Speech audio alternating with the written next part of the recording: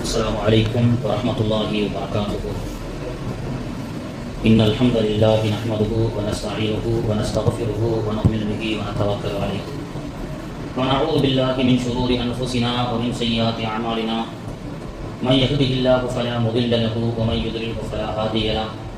أشهد أن لا إله إلا الله وحده لا شريك له وأشهد أن محمدا عبده ورسوله. أما بعد، قال الله تبارك وتعالى في كلامه القديم وفي الفرقان الحميد: أعوذ بالله من الشيطان الرجيم. بسم الله الرحمن الرحيم.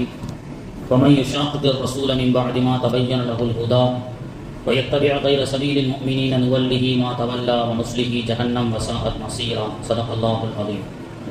قال نبينا صلى الله عليه وسلم: لا يؤمن أحدكم حتى أكون أحب إليه من والده وولده والناس أجمعين. صدق رسول الله صلى الله عليه وسلم. அளவற்ற அருளாளனும் நிகரற்ற அன்புடையவனுமாகிய எல்லாம் வல்ல அல்லாஹுவின் திருநாமத்தால் போற்றி ஆரம்பம் செய்கிறேன். கண்மணி நாயகம் முத்து முஹம்மது முஸ்தபா ரசூலுல்லாஹி ஸல்லல்லாஹு அலைஹி வஸல்லம் அன்னாருடைய ஷஃபாஅத்தை பெறக்கூடிய பாக்கியத்தை மறுமையிலும், அன்னாருடைய துஆவை பெறக்கூடிய பாக்கியத்தை இம்மையிலும் வல்ல ரஹ்மான் நாம் அனைவர்களுக்கும் நசீபாக்கி தருவானாக. ஆமீன் யா ரப்பல் ஆலமீன். வசந்தத்தின் இரண்டாம் வசந்தமாம் ரபியுல் ஆஹிருடைய திங்களிலே உலகமெங்கும் தீன் ஒளி பிரகாசிக்கச் செய்த வலிமார்களை பற்றியும், வலிமார்களுடைய வரலாறுகளை பற்றியும், வலிமார்களுடைய சிறப்புகளை பற்றி பேசப்படக்கூடிய இந்த சிறப்பான மாதத்திலே தீன் ஒளி ஏற்றிய வலிமார்களை நினைவு கூறுவதென்பது திக்ருல் அவுலியாஇ கஃபாரத்துன், இறைநேசர்களை நினைவு கூர்ந்தால் பாவங்கள் மன்னிக்கப்படும் என்றார்கள் அல்லாஹுடைய தூதர் அவர்கள். இந்த சிறப்பான மாதத்திலே அவர்களை நினைவு கூர்ந்து வரக்கத்தை கொண்டு அல்லாஹு தஆலா நம்முடைய பாவத்தை எல்லாம் மன்னித்து அருள் புரிவானாக. ஆமீன் யா ரப்பல் ஆலமீன். அது மட்டுமல்லாமல் செப்டம்பர் 29 உலக இருதய தினம், வேர்ல்டு ஹார்ட் டே அப்படி என்று உலகமெங்கும் கொண்டாடப்படுகிறது. உலக இருதய தினம் எதனால் இந்த இருதய கோளாறு ஏற்படுகிறது என்பதையும் பற்றியெல்லாம் மருத்துவர்கள் அந்த நாளிலே விழிப்புணர்வு பிரச்சாரங்கள் செய்கிறார்கள். 2021க்கு பிறகு உலகத்தில் ஏற்படக்கூடிய மரணங்களிலேயே ஹார்ட் அட்டாக் என்று சொல்லக்கூடிய மரணம் தான் 25% இருக்கிறது என்று உலக மருத்துவ இன்னைக்கு சொல்லி காட்டுகின்றது. கிட்டத்தட்ட ஒரு 100 விகிதாச்சாரத்திலே 25 விகிதாச்சாரத்தினுடைய மரணங்கள் என்பது ஹார்ட் அட்டாக், இருதய நோயால் ஏற்படுகிறது என்று சொல்ல காட்டப்பட்டு, அதிலும் அந்த 25%, பெருங்கொண்ட 18% ஆண்களுக்கு மட்டுமே தான் அந்த ஹார்ட் அட்டாக் வருகிறது என்பதாகவும், குடும்பத்தினுடைய பாரத்தை சுமந்து இன்றைய நவீன உலகத்திலே சம்பாதிக்க வேண்டும், செட்டில் ஆக வேண்டும் என்ற நோக்கத்திலே ஓடிக்கொண்டிருக்கக்கூடிய இந்த ஆண் வர்க்கம், பெண் வர்க்கத்தை விட ஆண் வர்க்கத்திற்கு அதிகமான சுமைகள் உண்டு. எனவே அந்த சுமைகளை தாங்க முடியாமல் தான் இது போன்ற ஆண்களுக்கு 25% மரணத்திலே ஆண்களை விட பெண்களுக்கு அதிலே 18% ஆண்கள் அதிகமாக மரணிக்கிறார்கள் அப்படி என்று நமக்கு சொல்லிக் கொடுக்கின்றார்கள். வலிமார்கள் இதை பற்றி நமக்கு சொல்வார்கள். நாயகம் ஸல்லல்லாஹு அலைஹி வஸல்லம் அவர்களும் நமக்கு சொல்லிக் கொடுப்பார்கள். உடலிலே ஒரு உறுப்பு உண்டு, அந்த உறுப்பு ஆரோக்கியமாக இருந்தால் உடல் ஆரோக்கியமாக இருக்கும், அந்த உறுப்பு பழுதடைந்து விட்டால் உடல் பழுதடைந்து விடும் அப்படி என்று சொன்னார்கள். சஹாபாக்கள் கேட்டார்கள், யா ரசூலல்லாஹ் எந்த உறுப்பு அப்படின்னு கேட்டாங்க. அப்பொழுது பெருமானார் அவர்கள் சொன்னார்கள், கல்ப் அப்படி என்று சொன்னார்கள், இருதயம், ஹார்ட் அப்படின்னு சொன்னாங்க. இன்னொரு ஹதீஸிலே பெருமானார் அவர்கள் சொல்வார்கள், தண்ணீர் பட்டால் இரும்பு துருப்பிடிப்பதை போன்று இருதயமும் துருப்பிடித்துவிடும். சஹாபாக்கள் கேட்டார்கள், யா ரசூலல்லாஹ் அப்படி இருதயம் துருப்பிடிக்காமல் இருப்பதற்கு நாங்கள் என்ன செய்ய வேண்டும் என்று கேட்கும் பொழுது, அதிகமாக இறை தியானம் செய்யுங்கள், திக்ருல் மௌத்தை நிலையுங்கள், திலாவத்தில் குர்ஆனை அதிகமாக ஓதுங்கள் என்று சொல்வதன் மூலமாக உலகத்திலே இன்னைக்கு இருதய கோளாறு ஏற்படாமல் இருப்பதற்கு மருத்துவ விஞ்ஞானம் பல விஷயங்களை நமக்கு சொல்லிக் கொடுத்தாலும், ஆரோக்கியத்தை இந்த சமூகத்துக்கு கற்றுக் கொடுத்த நாயகம் ஸல்லல்லாஹு அலைஹி வஸல்லம் அவர்கள் நமக்கு உபதேசம் செய்கின்றார்கள். அதிகமாக திக்ர் செய்யுங்கள். அலா பி திக்ரில்லாஹி தத்மஇன்னுல் குலூப், அல்லாஹ் குர்ஆனிலே சொல்லி காட்டுகின்றான். இறை தியானத்தில் இருப்பது உங்களுடைய கல்பு அமைதி பெறுவதற்கு அது ஒரு காரணமாக இருக்கும் என்று குர்ஆன் நமக்கு சொல்லிக் கொடுக்கின்றது.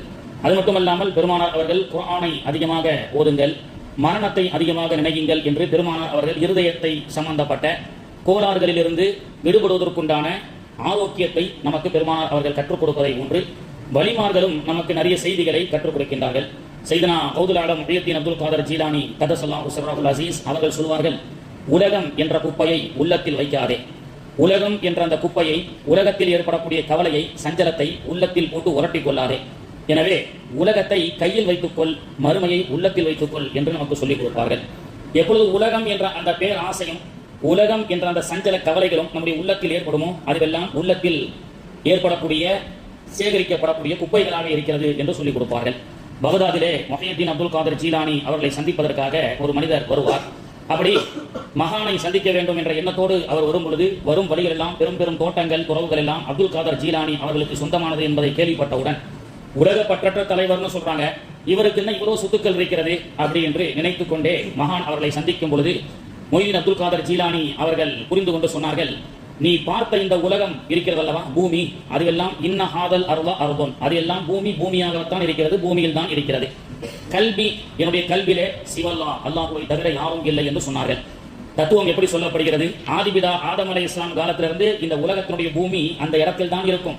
அது ஜெர்மனியாக இருக்கட்டும், இத்தாலியாக இருக்கட்டும், ஹாட் சிட்டியாக இருக்கட்டும்.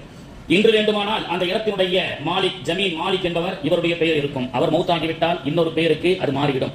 அவர் மூத்தாகிவிட்டால் அந்த பூமி இன்னொருவருக்கு சொந்தமாகிவிடும். வேண்டுமென்றால் வாழக்கூடிய சில இந்த உலகத்தினுடைய காலத்திலே இந்த ஏக்கர் இடங்கள் எல்லாம் எனக்கு சொந்தமானது என்று சொல்லிக் கொள்ளலாம். ஆனால் அவர் மூத்தாகிவிட்டால் அந்த இடம் வேறொரு இடத்திற்கு மாறிவிடும். அது ஒரு பேப்பர், பணமும் ஒரு பேப்பர், பட்டா சிட்டா என்று நம்முடைய பேரில் இருக்கக்கூடிய அந்த ஆவணங்களும் ஒரு பேப்பர் தான். ஆனால் உலகத்தை மரணித்து விட்டால் ஆகிரத்து மட்டும்தான் நிரந்தரம் என்று வலிமார்கள் நமக்கு சொல்லிக் கொடுப்பார்கள். கவிதைகளிலே கூட பாடுவார்கள், மண்ணின் மீது மனிதனுக்கு ஆசை, மனிதன் மீது மண்ணுக்கு ஆசை, மண்தான் கடைசியில் ஜெயிக்கிறது.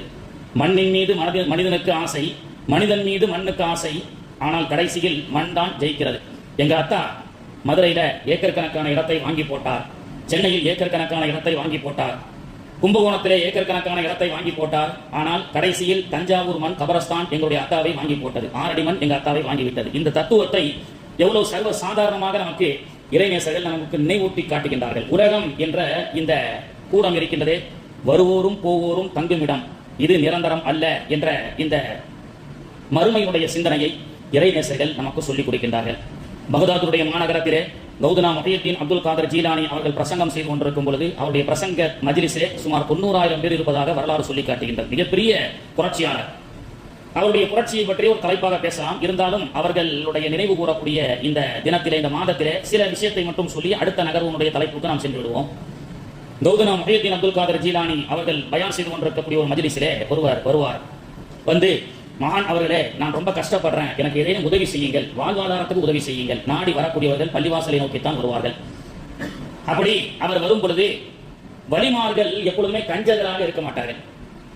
அம்மா சாயில ஃபலா தனகர், நபிகள் நாயகத்தை பார்த்து அல்லாஹ் சொன்னான், நபியே, உங்களிடத்துல தேவை என்று வந்தால் அவர்களை விரட்டி அனுப்பாதீர்கள், விரட்டாதீர்கள் அப்படின்னு அல்லாஹ் சொல்லுவான். அந்த சுன்னத்தை அவருடைய வழி தோன்றலிலே வந்த அப்துல் காதர் ஜீலானி அவர்களும் அப்படித்தான் வந்து தன்னுடைய வாழ்வியல் தேவைக்காக வந்த ஒரு மனிதனிடத்துல என்ன உதவி செய்திருப்பார்கள்? நம்முடைய பாக்கெட்ல இருந்து ஒரு 10 ரூபா, 100 ரூபா, 50 ரூபா நம்மால் முடிஞ்ச அளவுக்கு நாம் கொடுப்போம். ஆனால் மொய்தீன் அப்துல் காதர் ஜீலானி அவர்கள் வந்த அந்த யாசகருக்கு, வீட்டுல ரொம்ப கஷ்டமா இருக்கு, வாழ்வாதாரம் கஷ்டமா இருக்குன்னு சொல்லி வந்த அந்த யாசகருக்கு, இதோ இங்கே இருக்கக்கூடிய தங்க காசு பையை கொண்டு போ அப்படி என்று சொன்னார்கள். தங்க காசு நிறைய உள்ள ஒரு பையை நீ கொண்டு செல் அப்படி என்று சொல்லும் பொழுது அவர் ரொம்ப சந்தோஷத்தோடு அந்த பையை எடுக்கும் பொழுது மொய்தீன் அப்துல் காதர் ஜீலானி அவர்கள் சொல்வார்கள், பை நிறைய தங்கம் வந்து விட்டது, வரும் பொழுது ஃபக்கீர் ஷாவாக வந்தாய், செல்லும் பொழுது பாதுஷாவாக செல்கிறாய். இன்னைக்கு 1 கிராம் விலை என்ன இருக்குது? அது கிலோ கணக்கு, 1 கிலோவோ 2 கிலோவோ 3 கிலோவோ கொடுக்குறாங்க. வரும் பொழுது ஃபக்கீர் ஷாவாக வந்தாய், செல்லும் பொழுது அல்லாஹ்வுடைய கிருபையில பாதுஷாவாக செல்லக்கூடிய ஒரு பாக்கியம் உனக்கு கிடைத்ததல்லவா? எனவே கிடைக்கப்பட்ட அந்த பொருளில் இருந்து கொஞ்சம் பைத்துல் மால், ஏழை உதவி நிதி என்பதாக வசூல் செய்யப்படுகிறது. எனவே இந்த மெம்பர் படியில உன்னுடைய பையில் இருக்கக்கூடிய சில தங்க காசுகளை இறை இல்லத்துக்காக அல்லது ஏழை எளியவர்களுக்கு உதவி செய்வதற்காக வைத்துச் செல் என்று சொன்னார்கள். கிடைத்த பை, அதிலிருந்து சரி மார்க்கத்துக்காக கேட்கிறாருன்னு சொல்லி ஒரு 2 காயினை மட்டும் அவர் என்ன செய்கின்றார், அந்த மெம்பர் படியிலே வைத்துவிட்டு சென்று விடுகின்றார். சென்ற அந்த மனிதர் ஓரிரு தினங்களிலே திரும்பவும் ஃபக்கீர் ஷாவாக வருகிறார். வந்து சொல்கின்றார், ஷேஃபன் அவர்களே, நீங்கள் கொடுத்த அந்த தங்க காசு பையை நான் கொண்டு செல்லக்கூடிய வழியிலே இரவிலே களைப்பாகி ஒரு ஊரிலே நான் ஒரு கிராமத்திலே தங்கினேன். தூங்கும் பொழுது தங்க காசாக தலைமாட்டில் வச்சு படுத்தேன். எந்திரிச்சு பார்த்தா அதெல்லாம் புண்ணாக்கு மூட்டையா மாறி போச்சு, புண்ணாக்கு பையாகி போச்சு. எவனோ ஒரு களவாணி பைய அந்த தங்கத்தை எடுத்துக்கொண்டு அந்த தங்க பையை எடுத்துக்கொண்டு புண்ணாக்கு மூட்டையை வச்சுட்டு போயிட்டான். மொய்தீன் அப்துல் காதர் ஜீலானி அவங்க சொன்னாங்க, ஏன்பா உலகத்துல உனக்கு கிடைக்கப்பட்ட ஒரு வாய்ப்பை நீ பயன்படுத்திக் கொள்ள வேண்டாமா? இப்படியே அஜாக்கிரதையா இருக்கிறது. முஸ்லீம் என்று சொன்னால் ஏமாற்றவும் கூடாது, ஏமாறவும் கூடாது. ஆனால் அதிகமாக நம்முடைய சமூகம் தான் பணத்தாசை. அதனால்தான் அந்த உலகத்துடைய ஆசையை துறப்பதற்குண்டான திக்ருகளை நமக்கு பெரியார்கள் கற்றுக் கொடுப்பார்கள். உலகத்துடைய ஆசை, 5 லட்சம் கொடுங்க, உழைக்க வேணாம், வீட்டிலே இருங்க, மாசம் மாசம் உங்களுக்கு ஒரு காசை அனுப்புறோம் அப்படின்னு சொன்னோம்னா நம்ம கூட்டம் தான் மொத்தமாக கொண்டு போய் முதலீடு செய்யும். இப்படி ஏமாற்றப்படக்கூடிய கூட்டம் ஆட்டு மந்தைகளாக ஏமாறிக்கொண்டே இருக்கின்றது. காரணம் என்னவென்று சொன்னால், ஆட்டு மந்தைகளை மேய்க்கக்கூடிய தலைவர்களை, சினிமாக்களை பின்பற்றுகின்ற காரணத்தினால். ஒரு ஆடு 90களில் ஒரு படம், 80களில் ஒரு படத்துல ஒரு ஆட்டை மையமாக வைத்த ஒரு படம். அந்த படம் ரிலீஸ் ஆன பிறகு 100 நாளைக்கு மேல அந்த படம் ஓடுது. அந்த ஆடை ஊரா கொண்டு போய் காட்டுறாங்க. அந்த ஆட்டை பார்க்கறதுக்கு ஆயிரக்கணக்கான மக்கள் கரூர்ல அந்த மாதிரி அந்த ஆட்டை பார்க்கறது. அப்போதான் கவிக்கோ மருகும் அப்துல் ரஹ்மான் அவர்கள் சொன்னார்கள், ஆடு என்னவோ கொடுத்துத்தான் இருக்கின்றது, ஆனால் மக்கள் தான் ஆட்டு மந்தைகளாக மாறிவிட்டார்கள். சரியான தலைமை இல்லாமல், சரியான வழிகாட்டுதல் இல்லாமல் இருந்துவிட்டால் ஆட்டு மந்தைகளாக மாறுவார்கள். நம்ம கீழே வாசல்ல ஒரு தெரு இருக்கு, ஆட்டு மந்தை தெரு அப்படின்னு சொல்லி. இப்போ ஆட்டு மந்தை தெரு அப்படின்னு சொல்லி புதுசா ப்ளூ கலர்ல ஒரு பதாகை அடிச்சு அங்க வச்சிருந்தாங்க. அப்போ என்னோட டீ சாப்பிட்டு கொண்டு இருந்த ஒருத்தர் 2-3 வருஷம் இருக்கும், அதுல இது வெறும் ஆட்டு மந்தை கிடையாது, முஸ்லீம் ஆட்டு மந்தை தெரு அப்படின்னு சொல்லி சண்டை போட்டு அவர் பெட்டிஷன் கொடுக்குறாரு. வெறும் ஆட்டு மந்தை என்ற அந்த போர்டை முஸ்லீம் ஆட்டு மந்தை தெருன்னு வச்சுட்டாங்க. எனக்கு வருத்தமா போச்சு. நாம எப்படி இருக்கிறோமோ அதே மாதிரி வச்சிருக்காங்க பாருங்க, முஸ்லீம் ஆட்டு மந்தை தெரு. ஏன் ஆட்டு மந்தையை தூக்கிட்டு முஸ்லீம் தெருன்னு வைக்க கூடாதா?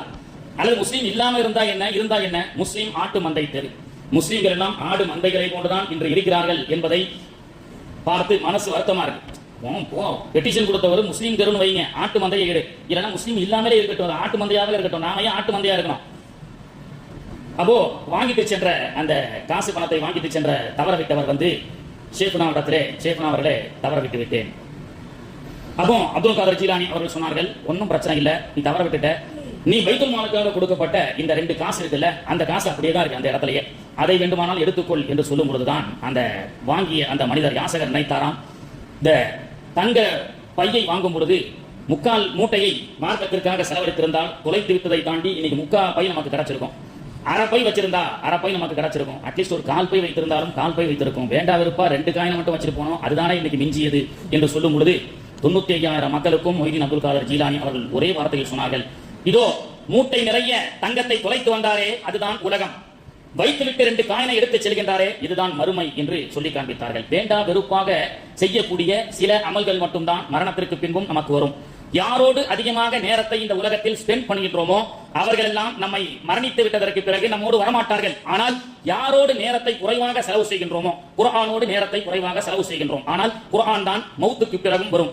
தொழுகைக்காக நேரத்தை குறைவாக செலவு செய்கின்றோம், ஆனால் தொழுகை தான் கபூக்குறில் வைத்ததற்கு பிறகும் நமக்கு வந்து சிபாரிசு செய்யும்.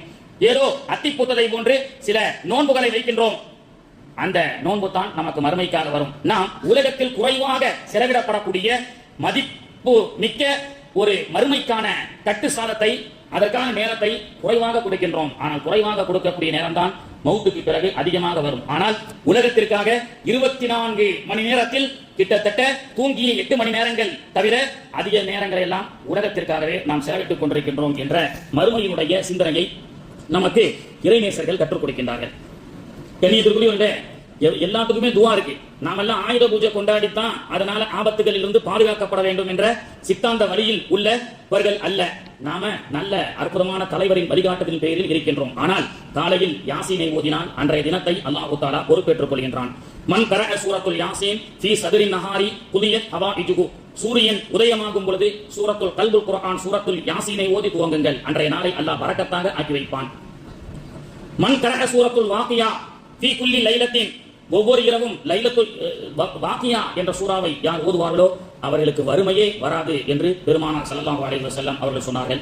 சைக்கிளில் சென்றாலும் ஏரோப்ளேனில் சென்றாலும் சுப்ஹானல்லதி ஸஹ்ஹர லனா ஹாதா வமா குன்னா லஹு முக்ரினீன் வ இன்னா இலா ரப்பினா லமுன்கலிபூன் என்ற இறைவனை பிரார்த்தனை செய்துவிட்டு அல்லாஹ் குர்ஆனிலே கற்றுக் கொடுத்த அந்த துஆவை ஓதிவிட்டு நீங்கள் வாகனத்தை எடுங்கள், அந்த வாகன விபத்தை விட்டும் அல்லாஹ் பாதுகாப்பான். மன் கரஅ சூரத்துல் கஹ்ஃபி ஃபீ குல்லி ஜும்ஆத்தின், ஜும்மா தினத்தன்று ஒரு வாரத்தை துவங்கும் பொழுது சூரத்துல் கஹ்ஃபை ஓதி துவங்குங்கள், அந்த வாரம் உங்களுக்கு மன உளைச்சலை விட்டும் அல்லாஹ் பாதுகாப்பான் என்று அனுதினமும் நாம் நாட்களை துவங்குவதற்கும் வாரத்தை துவங்குவதற்கும் மாதத்தை துவங்குவதற்கும் நமக்கு கற்றுக் கொடுக்கப்பட்டிருக்கக்கூடிய இஸ்லாமிய மார்க்கம் இந்த குர்ஆனை விட்டுவிட்டு எத்தனையோ இஸ்லாமியர்கள் தங்களுடைய வாகனத்திற்கு ஆயுத பூஜைக்கு பூஜை செய்கின்றார்கள், கடைகளுக்கு பூஜை செய்கின்றார்கள். கேட்டால் அவர்கள் எல்லாம் வேலை செய்யறவங்க எல்லாம் அவங்க ஆசைப்படுறாங்க அப்படின்னு சொல்லி நீங்க அவங்களுக்கு புரிய வைங்க. நீ வருஷத்துக்கு ஒரு ஆனா செய்யக்கூடிய அந்த வழிமுறை தவறல்ல.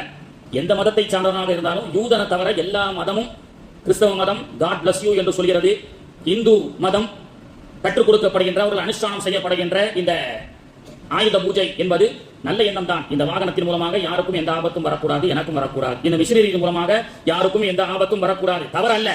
பிரேயர்ஸ் வழிபாடுகள் வேண்டுமானால் வித்தியாசப்படலாம். ஆனால் எண்ணங்கள் நல்ல எண்ணங்கள் தான். உலகத்தில் எல்லோரும் இருந்து கொண்டிருக்கின்றார்கள், யூதர்களை தவிர. பிணத்துக்கு மேல் உலகத்தில் அரசியல் செய்யக்கூடிய யூதர்களும் அவர்களுக்கு சப்போர்ட் செய்யக்கூடிய சில தீய விஷ கிருமிகளை தவிர உலகத்தில் வாழக்கூடிய எல்லா மதமும் எல்லா மனிதர்களும் மனித நேயத்தை தான் நமக்கு கற்றுக் கொடுக்கின்றார்கள். கண்ணியத்திற்குரியவர்களே, அப்படியாக எல்லாவற்றுக்கும் துஆவை நமக்கு கற்றுக் கொடுக்கக்கூடிய இஸ்லாம் ஃபாத்திஹா சூரா இல்லாமல் தொழுகை இல்லை என்று சொன்னார்கள் நாயகம் அவர்கள். ஃபாத்திஹா சூரா இல்லாமல் தொழுகை இல்லை. அப்படி பரக்கத்திற்காக துஆ உண்டு, உடல் ஆரோக்கியத்திற்காக துஆ உண்டு, பரக்கத்திற்காக அபிவிருத்திக்காக துஆ உண்டு, எல்லாத்துக்குமே துஆ இருக்கு. ஆனால் ஒரு துஆவை அல்லாஹ் தஆலா தொழுகையிலேயே ஓத சொல்லி நமக்கு கற்றுக் கொடுக்கின்றான். அதுதான் சூரத்துல் ஃபாத்திஹா. சூரத்துல் ஃபாத்திஹா என்றால் அதில் என்ன கேட்கின்றோம்? இஹ்தினஸ் ஸிராத்தல் முஸ்தகீம், இறைவா எங்களுக்கு நேரான பாதையை காட்டுவாயாக.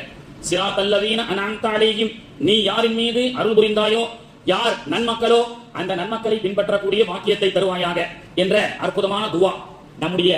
நாம் பின்பற்றக்கூடிய தலைவர்கள் எப்படி இருக்க வேண்டும், நாம் யாரை பின்பற்ற வேண்டும், அதற்காக அல்லாஹ்விடத்திலே அல்லாஹ் துஆ செய்ய சொன்னான். இறைவா நன்மக்களை பின்பற்றக்கூடிய வாக்கியத்தை தான் அப்படின்னு அல்லாஹ்வே நமக்கு கற்றுக் கொடுக்கிறான். யார் வழியில நம்ம நடக்கணும் அப்படின்றதை கேளு.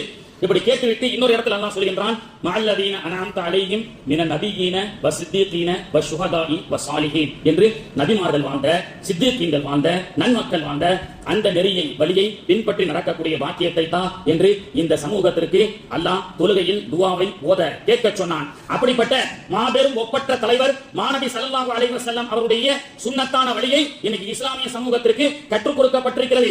மாநபி அவர்கள் இந்த சமூகம் எக்கேடு விட்டாலும் சென்று விடும் என்று பெருமானார் அவர்கள் இந்த சமூகத்தை அனாதையாக விட்டு வைக்கவில்லை. மாநபி அவர்கள் ஒரு முறை சஹாபாக்களுக்கு பயான் செய்யும் பொழுது சஹாபாக்கள் எல்லாம் ரொம்ப களைப்பாக இருந்தார்கள். அப்பொழுது அந்த தோழர்களை பார்த்து கேட்டார்கள் பெருமானார் அவர்கள், ஏன் ரொம்ப சோர்வாக இருக்கிறீர்கள்? தன்னுடைய கடுக்கன், தன்னை பின்பற்றக்கூடிய ஒரு தொண்டன், அவன் எக்கேடு கேட்டாலும் பரவாயில்லை, நான் 8:45 வருவேன் என்று சொன்னால் மதியம் 1 மணி வரை அவன் காத்துக்கென்று இருக்கட்டும், அவன் தண்ணீர் இல்லாமல் குடிபானம் இல்லாமல் மயங்கி செத்தாலும் பரவாயில்லை என்ற பொறுப்பற்ற தரமற்ற ஒரு தலைவரை என்றும் பெருமானார் அவர்கள் ஊக்கப்படுத்தவும் இல்லை.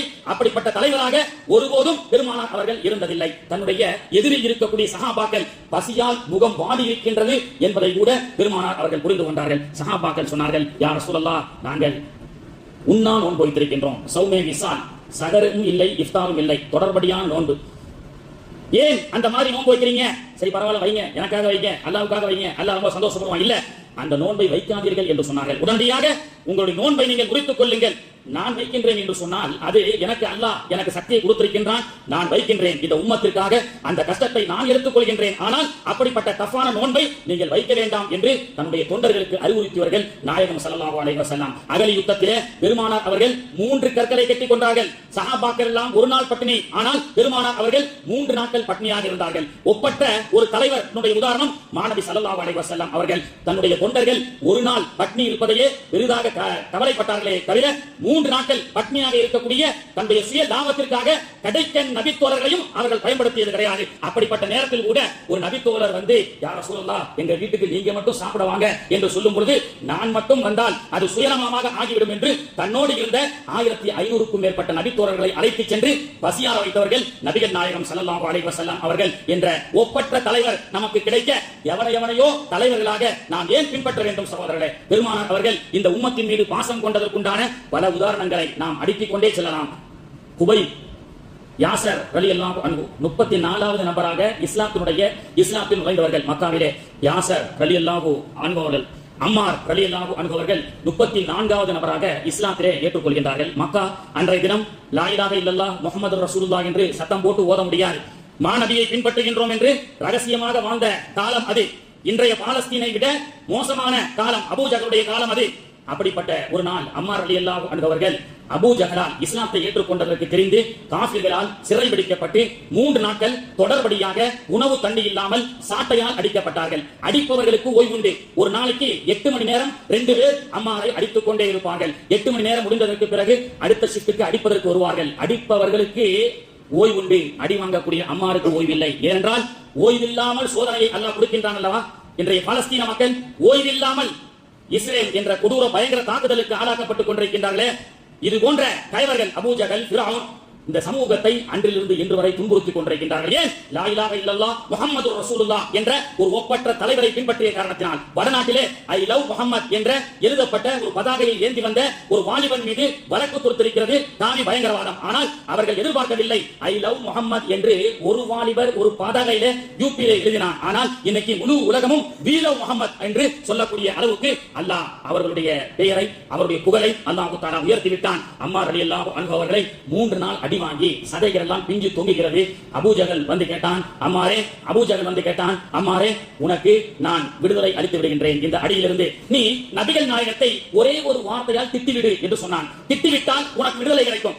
3 நாட்கள் அடி தாங்க முடியாமல், அடி கொடுப்பவனுக்கு சக்தி உள்ள உணவு, அடி கொடுப்பவனுக்கு ஓய்வு, ஆனால் அடி வாங்குபவருக்கு உணவும் இல்லை, ஓய்வும் இல்லை. ஒரே ஒரு வார்த்தையால் நபிகள் நாயகத்தை திட்டிவிட்டால் உன்னை விட்டு விடுகின்றேன் என்று சொல்ல அம்மார் ரலியல்லாஹு அன்ஹு அவர்கள் வாலிப நபி தோழர் திட்டிட்டாங்க. பெருமானார் அவர்களை திட்டிவிட்டு உடனே மாநபி ஸல்லல்லாஹு அலைஹி வஸல்லம் அவரிடத்திலே யா ரசூலல்லாஹ் அல்லாஹ்வுக்காக என்னை மன்னித்து விடுங்கள், யா ரசூலல்லாஹ் அல்லாஹ்வுக்காக என்னை மன்னித்து விடுங்கள் என்று ஓடோடி அம்மார் வர அங்கே குர்ஆனிலே ஆயத் இறங்குகின்றது.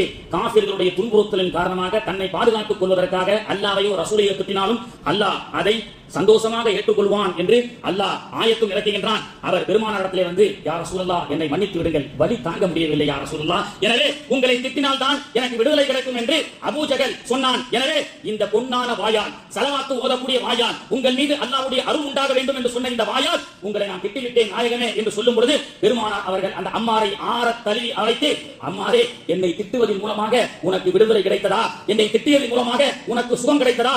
வாழ்நாள் முழுக்க என்னை திட்டிக் கொண்டே இருந்தால் தான் உனக்கு சுகம் என்றால் நீ வாழ்நாள் முழுக்க என்னை திட்டிக் கொண்டே இரு, அந்த திட்டுகளை எல்லாம் எனக்கு சொல்லக்கூடிய ஸலவாத்தாக நான் ஏற்றுக்கொள்கின்றேன் என்று நாயகம் ஸல்லல்லாஹு அலைஹி வஸல்லம் அவர்கள் சொன்னார்கள். இந்த மார்க்கத்திற்காக எதிரிகளுடைய துன்புறுத்தலை யாரெல்லாம் பொறுமையோடு ஏற்றுக்கொண்டார்களோ அது மாணவி அவர்கள் அது என் மீது சொன்ன ஸலவாத்தாக நான் ஏற்றுக்கொள்கின்றேன் என்று பெருமானார் ஸல்லல்லாஹு அலைஹி வஸல்லம் அவர்கள் நமக்கு சொல்லிக் கொடுக்கின்றார்கள் என்று சொன்னால் எந்த வினாடி முழுதும் தன்னுடைய 63 ஆண்டுகளிலும் சரி இன்றும் மறைந்து வாழ்ந்து கொண்டிருக்கக்கூடிய மாணவி அவர்கள் இந்த கடைக்கன் இஸ்லாமிய சகோதரனுக்கு எந்த ஒரு துன்புறம் என்று சொன்னால், அவனுக்கு ஒரு துன்பம் என்று சொன்னால் அவர்கள் வாடுகிறார்கள் என்று அல்லாஹ் தஆலா தன்னுடைய அருள்மறையிலே சொல்லி காட்டுகின்றான். கண்ணியத்திற்குரியவர்களே, ஆக இன்னைக்கு அவர்களுடைய முஹப்பத்தை ஐ லவ் இந்தியா அப்படின்னு ஒரு வாலிபன் யூபி தேசத்திலே சொன்னதற்கு தாவி பயங்கரவாதம் அவனை அடித்து துன்புறுத்தி அவன் மீது வழக்கு தொடுத்தது. ஆனால் யூபி மட்டுமல்ல, இந்தியா முழுக்க ஐ லவ் முஹம்மத். நேற்றைய தினம் நாடாளுமன்றத்திலே, முந்தாநாள் தினம் நாடாளுமன்றத்திலே ஒரு MP I love Muhammad, I love Mustafa, I love Rauf, I love Rauf ar Rahim என்று நாயகத்துடைய பெயரை சொல்லி உன்னால் என்ன செய்ய முடியும் என்று கர்ஜித்தாரே, அந்த கர்ஜனுடைய வீரம் நமக்கு இருக்க வேண்டும் என்று சொன்னால் உண்மையில் மாணவி அவர்களை பின்பற்றக்கூடிய நன்மக்களாக இருக்க வேண்டும். இன்னைக்கு உலகத்துடைய அரசியலை பாத்தீங்கன்னா ஷார்ட்டா சொல்ல போனா doing politics over a dead body has become a modern day trend. சிம்பிளா சொல்லலாம். உலக அரசியலும் சரி, இன்னைக்கு இங்க இருக்கக்கூடிய அரசியலும் சரி, அரசியல் என்றால், அரசியல் தலைவர்கள் என்றால் தன்னை மேம்படுத்துவதற்கு எத்தனை மக்களை வேண்டுமானாலும் சாகடிப்பான். Doing politics over a dead body has become a modern day trend. இன்றைய தினம் பிணத்தின் மீது ஏறி, பல பிணத்தின் மீது ஏறி அரசியல் தலைவர்களாக ஆகுவதுதான் இன்றைய ட்ரெண்ட். 4000 அப்பாவி மக்களை குஜராத்தில் கொன்றவர் தான் இன்னைக்கு இந்திய தேசத்தினுடைய பிரதமர். இன்னைக்கு பல்லாயிரக்கணக்கான சிசுக்களையும் குழந்தைகளையும் மக்களையும் அப்பாவி மக்களையும் கொன்று கொடுத்துக் கொண்டிருக்கக்கூடிய நெதன்யாகு என்ற அதிபயங்கரவாத இஸ்ரேலுடைய தலைவர் தான் இன்னைக்கு உலகத்துடைய ஹீரோவாக பார்க்கப்படுகின்றான். பலஸ்தீனத்தினுடைய தாக்குதல் எந்த அளவுக்கு இருக்குன்னு சொன்னா எல்லாரும் நீங்க வாட்ஸ்அப்ல பாத்துருப்பீங்க. ஒரு ஜனாசா, ஒரு இஸ்லாமிய ஜனாசா டெட் பாடி ஒப்படைக்கிறாங்க இஸ்ரேல் ராணுவம். இறுதி சடங்கை செய்வதற்காக இஸ்லாமியர்கள் எல்லாம் அந்த ஜனாசா ஊர்வலத்திலே சந்தாப்பிலே வைத்து இஸ்லாமியர்கள் எல்லாம் சென்று கொண்டிருக்கின்றார்கள். அந்த டெட் பாடிக்குள்ள பாம்பு வைத்து இறுதி சடங்கிலே சென்ற அனைவரும் அங்கே ஷஹீதாக்கப்படுகிறார்கள். இது போன்ற ஒரு கொடூர படுகொலை என்பது எந்த காலத்திலும் கேள்விப்படாத ஒன்று. மையத்துக்குள்ளேயே பாம்பை வைத்து அந்த மையத்தை எடுத்து செல்லக்கூடிய வழியிலே சென்ற எல்லா மக்களையும் அழிக்கக்கூடிய ஒரு மோசமான ஒரு செயல். இந்த நூற்றாண்டுடைய மிகப்பெரிய படுகொலைகள் என்றால் இந்த படுகொலை என்பதிலே எந்த சந்தேகமும் இல்லை. ஆனால் இந்த 100 ஆண்டு RSS உடைய இந்த இந்திய தேசத்தினுடைய கொண்டாட்டம் என்பது சில இஸ்லாமியர்கள் கூட எலும்பு துண்டுக்கு ஆசைப்பட்டு அந்த விழாவிலே கலந்து கொண்டிருக்கின்றார்கள். கண்ணியத்திற்குரியவர்களே, இங்கு இருக்கக்கூடியவர்கள் நினைத்துக் கொண்டிருக்கின்றார்கள் உயர்ந்த ஜாதியை சார்ந்தவர்கள் என்ற 2% மக்கள் பார்ப்பனர்கள். இவர்கள் நினைத்துக் கொண்டிருக்கின்றார்கள் நம்ம ஆள் போல தெரியுது. யாரு? நெதன்யாகு. யூதர்கள் தான் நம்மள மாதிரி உயர்ந்த ஜாதி போல தெரியுது. இவனுக்கு தெரியல அவனை பத்தி. இவன் என்ன நினைக்கிறான்? இஸ்லாமியர்களை அழிக்கிறான், அவன் நம்மளுடைய தோஸ்து அப்படின்னு நினைக்கிறான். ஆனால் எந்த உயர் ஜாதி என்று சொல்லக்கூடிய இந்த இந்தியர்கள் இந்த இந்தியாவில் வாழ்ந்து கொண்டிருக்கின்றானோ மமதையோடு மற்ற இந்துக்களை எல்லாம் சாதாரண பிறப்பு என்று ஜாதியால் தாழ்த்தப்பட்டவர்கள் என்று கம்பீரமாக நினைக்கின்றானே, இந்த உயர்ந்த ஜாதியை சார்ந்தவன் இஸ்ரேலுக்கு சென்றால், யூதர்கள் வாழக்கூடிய பகுதிக்கு சென்றால், அங்க இருக்கக்கூடிய சின்ன பிள்ளைகள் கூட காரி துப்பும். யூதன் தன்னை தவிர யாரையும் மதிக்க மாட்டான். ஆனால் இங்கே இருக்கக்கூடியவர்கள் நினைத்துக் கொண்டார்கள், யூதன் நெதன்யாகு அவனை சார்ந்த சில யூத அதிபயங்கரவாதிகள் எல்லாம் இஸ்லாமியர்களை தாக்குகின்றார்கள். எனவே அவர்கள் எல்லாம் நம்முடைய நண்பர்கள். எனவே நாம இஸ்ரேலுக்கு சப்போர்ட் பண்ணலாம்னு இங்கே இருக்கக்கூடிய பிரதமர் உட்பட மேல் ஜாதிக்காரர்கள் அவர்களுக்கு இஸ்ரேலுக்கு சப்போர்ட் செய்கின்றார்கள். ஆனால் யூதர்கள் வாழக்கூடிய பகுதிக்கு உயர்ந்த ஜாதி என்று நெஞ்சை நிமித்திக் கொண்டு இந்த இந்திய தேசத்திலே இந்துக்களை கொண்டு ஆட்சி செய்வோம் என்று செய்து கொண்டிருக்கக்கூடிய இந்த மமதை விடுத்தவர்கள் யூதர்களுடைய பகுதிக்கு சென்றால் சின்ன பையன் காரி துப்புவான். அவனுக்கு வேதத்தில் சொல்லிக் கொடுக்கப்பட்டது, உன் ஜாதியை சார்ந்தவன் மட்டும்தான் யூதனை மட்டும்தான் சல்யூட் கிடைக்க வேண்டும், யூதனை பார்த்தால் மட்டும்தான் குட் மார்னிங் சொல்ல வேண்டும், மற்ற உலகத்தில் எல்லாருக்குமே அவனை பார்த்தால் நீ காரி துப்ப வேண்டும் என்று சொல்லப்படக்கூடிய மதம் தான் யூத மதம். எனவே தான் எல்லா மதமும் ஒரு ஆண்டு துவக்கத்திலே கிறிஸ்தவ போப் சொல்வார், God bless you, இந்த உலகம் நன்றாக இருக்கட்டும். கிறிஸ்தவர்களுடைய அற்புதமான பழக்கம். முஸ்லிம்கள் எல்லாவற்றிலும் ரப்பனா ஆத்தினா ஃபித் துன்யா, எல்லாரும் நல்லா இருக்கணும், உலகத்திலேயும் நல்லா இருக்கணும், மறுமையிலேயும் நல்லா இருக்கணும், நாம துஆ செய்றோம். ஆனால் யூத போப் மட்டும்தான் வருடத்தினுடைய பிறப்பிலே யூதர்கள் மட்டும் நன்றாக இருக்க வேண்டும், முஸ்லிம்கள் நாசமாகட்டும், கிறிஸ்தவர்கள் நாசமாகட்டும் ஓப்பனாவே என்ன செய்வாங்க, வாழ்த்துக்கள் சொல்றான். இதை தட்டி கேட்பதற்கு மனித உரிமை ஆணையம் என்று செத்து கிடக்கின்றதே உலகத்திலே, அது என்ன செய்து கொண்டிருக்கின்றது கேட்பதற்கு நாதி இல்லை. ஏனென்றால் மமதையின் உச்சத்தில் இருக்கின்றான். ஆனால் இந்த மமதை என்பது இஸ்ரேலுடைய அட்டூழியம் என்பது மிக காலம் நீடிக்காது. விரைவில் இஸ்ரேலுடைய அழிவு காலம் நெருங்கிவிட்டது. அல்லாஹ்வுடைய சாபம் நெருங்கிவிட்டது. முஸ்லிம்கள் ஆகிய நாம் ஆயுதத்தை எடுத்து விட்டோம். எந்த ஆயுதம்? துஆ என்ற ஆயுதம், நோன்பு என்ற ஆயுதம். இந்த ஆயுதத்தை நாம் எடுத்து வாழும் காலமெல்லாம் அல்லாஹ் தஆலா யூத அதிபயங்கரவாத சக்தியை அல்லாஹ் தஆலா அழித்தே தீர்வான். யூதர்களுக்கு எதிராக பலஸ்தீன மக்களுக்கு ஆதரவாக எங்கெல்லாம் ஆர்ப்பாட்டம் நடக்கின்றதோ, பேரணி நடக்கின்றதோ, அங்கெல்லாம் சென்று நம்முடைய பங்களிப்பை செய்வோம். செல்வதால் என்னங்க கிடைக்குது அப்படின்னு மட்டும் கேட்காதீங்க.